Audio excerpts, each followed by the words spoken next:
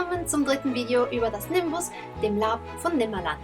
Diesmal möchte ich euch meinen Lab-Charakter vorstellen. Außerdem lasse ich noch ein paar Aufnahmen vom Prälab einfließen, zum Beispiel unsere Einreise oder ein paar Eindrücke, die ich noch vor Spielbeginn gesammelt habe.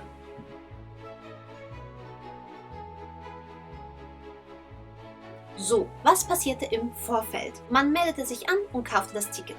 In einem zweiten Schritt beantwortet man via Online-Formular, das sogenannte Casting-Formular, gewisse Fragen in Bezug auf Infos und Präferenzen. Beginnend bei wie viel Laberfahrung man hat, Kleidergröße, was für die Robe wichtig ist, ein Foto, über zum Haus, welches man präferiert oder eben halt nicht hin möchte, ob man einen Wunsch für den Charakternamen hat oder gewisse Themen bespielen oder eben nicht bespielen möchte. An dieser Stelle kann man auch Ideen anbringen, die man sich für seinen Charakter wünscht. Kann natürlich nicht versprochen werden, dass man alles berücksichtigen kann als Orga oder als eben Charakterschreiber, aber zum Beispiel kann man sich auch Charakterbeziehungen wünschen. Vielleicht möchte man mit XY verwandt sein oder der beste Freund oder Rivale oder im gleichen Haus, was auch immer.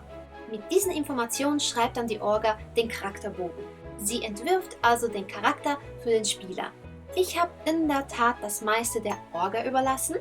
Was ich mir sicher gewünscht habe, war, dass ich nicht ins Haus Krabat komme, weil mir einfach die Kampfmagie nicht liegt. Ich fühle mich spieltechnisch viel zu unsicher in diesem Bereich, fürchte mich davor, im Spiel nicht schnell genug irgendwie reagieren zu können. Und vielleicht kommt das ja mal noch mit der Spielerfahrung. Jedenfalls habe ich dann daraufhin Sarin Alvier erhalten. Den Namen habe ich mir übrigens so gewünscht. Vielleicht kennt wer den ja. Er ist nämlich inspiriert von Wheel of Time, das Rad der Zeit von Robert Jordan. Darin gibt es eine Egwene Alvier und sie ist einer meiner Lieblingscharaktere seit Beginn der Geschichte. Ich habe mich allerdings dazu entschlossen, einen anderen Vornamen zu wählen, um halt nicht 1:1 etwas aus Wheel of Time zu übernehmen, zumal ich Egwene echt gern mal auch cosplayen würde.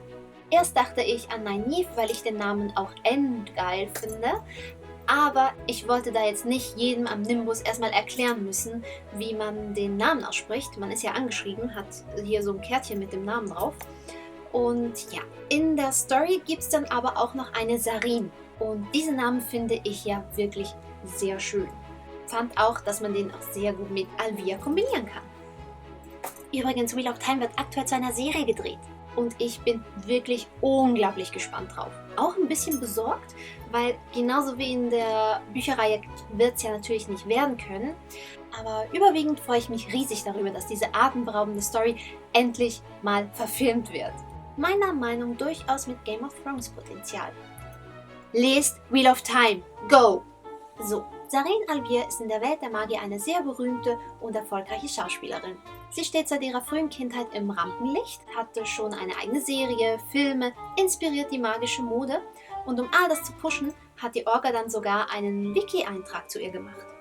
Deshalb entstand dieses Foto mit meiner Katze. Es sollte ein Promo-Foto oder so darstellen mit ihrem Felles, eine magische Katzenart, zu ihrer Serie Einfach magisch.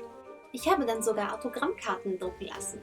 Für Sarins Aussehen war mir relativ schnell klar, dass ich eine Perücke tragen will. Entweder silbern oder rot, ginger, peach, irgendwie sowas.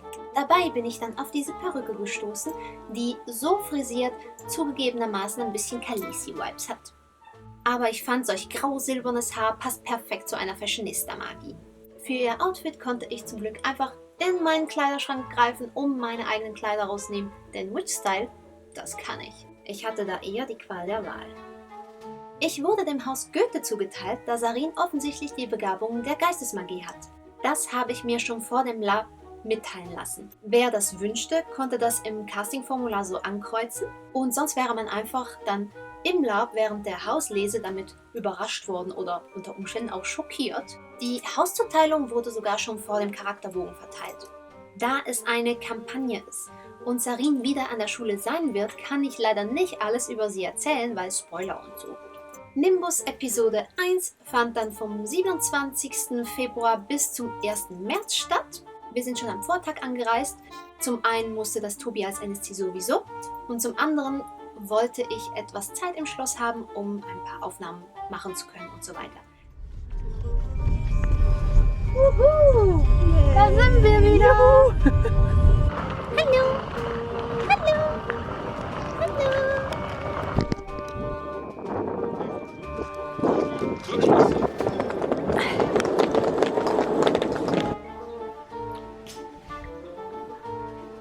Ich hatte eigentlich auch auf ein Minishooting mit Sarin gehofft, aber das hat nicht so ganz geklappt. Nach dem Abendessen habe ich ein Beauty-for-Win-Programm gemacht und dabei K-Dramas geschaut. Perfekter Abend. Meine kleine Minitour durchs Schloss habe ich dann trotzdem noch hingekriegt. Leider war da alles noch im Aufbau, weshalb man da nicht so viel von der Nimbus-Magie sehen konnte. Aber vor allem im Auditorium, das Unterrichtszimmer für magische Artefakte, da war es besonders spannend, aber auch spoilerhaft. Man muss ja auch immer OT und IT-Wissen trennen. Jochen hat sich dann ein bisschen Zeit für mich genommen, mich ein bisschen rumgeführt, seine Artefakte gezeigt, die er selbst gebaut hat. Leute, was Jochen da bastelt. Mir bleiben die Worte weg. Das müsst ihr gesehen haben. Es trägt so viel Zauber zum Nimbus bei.